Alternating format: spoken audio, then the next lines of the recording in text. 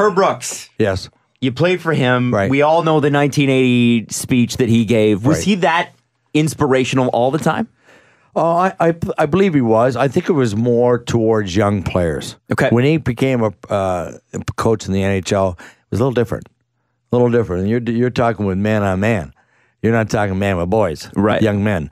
So I think that's what his success was totally different. And I'm sure that any young player that was involved with that would say that was unbelievable.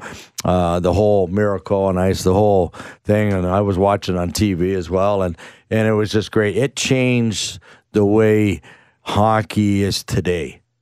There was not a lot of conditioning before that in the NHL. There wasn't. And I think it changed the whole outlook of the United States hockey, their strength and everything, how they became, and as well as the Canadian players and that, how important it is to be strong, to work out, get ready for camp and all, and go do that throughout the season. And that's where it really changed. And he got them working that strong and powerful and working out and things like that. And that was a big part of how they could compete against the best Russians.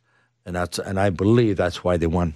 That was something we talked about at the draft party. Was I'm trying to sound all smart, and I'm like, my friend and I looked at some statistics, and in 1985 is when goalies stopped sucking, and that's really when the game changed. And he's like, well, I think it's when like hockey players became athletes after Miracle on Ice. Oh, yeah. You heard about that smoking in the dressing room and all that kind of stuff. Oh, my God. Yeah. Mario Lemieux between shifts or whatever. Everybody. I mean, our coach would come in and after the first period, and he'd want to say something to the team. Now, there's only maybe 5 or 6 of us in there. Where's the rest of them? They're in the bathroom in the other room smoking.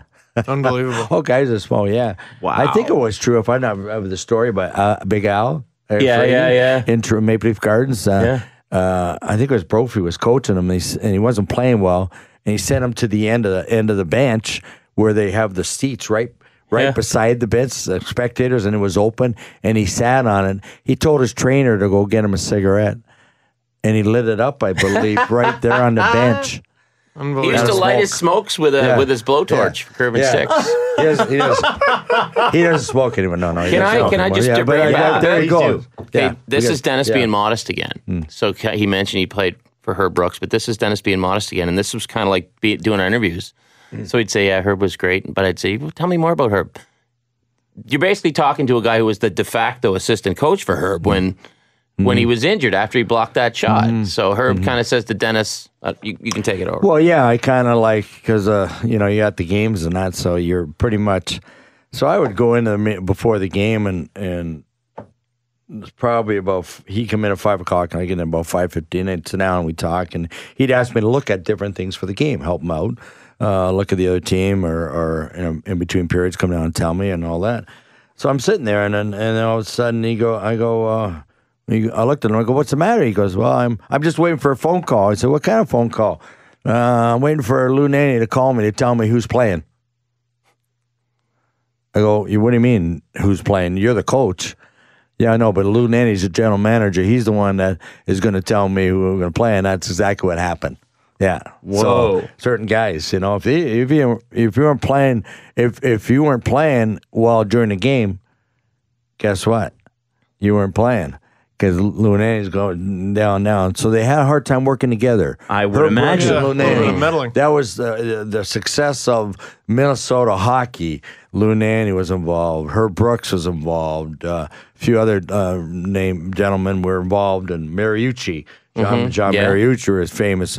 And they always said, can these two guys work together? Answer was no? And the answer is no. Exactly. I was involved with that and all that. So it's, but that's just how he operated there's nothing wrong with that. It's just how he operated his team there. And that's, maybe other teams do it too, but that's the way he did it. And that's not, is that right or wrong?